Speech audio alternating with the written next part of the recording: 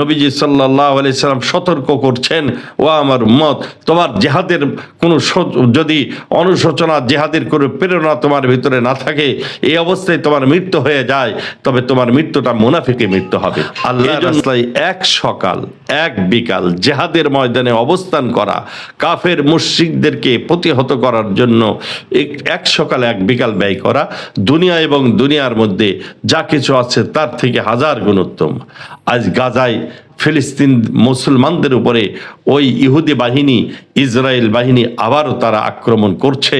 এভাবে মুসলমানদেরকে দুনিয়া থেকে নিষ্পীড়িত করা, দুনিয়া থেকে চিরতরে বিদায় দেওয়ার জন্য যে ইহুদি সম্প্রদায়, ইসরায়েল বাহিনী একের পর এক হামলা করে যাচ্ছে, আজ মুসলমানের অন্তরে যদি এ ব্যাপারে কোনো অনুশোচনাও না থাকে, কোনো প্রকার জেহাদি প্রেরণাও না থাকে, তবে কঠিন ভয়াবহ অবস্থা আমাদের জন্য।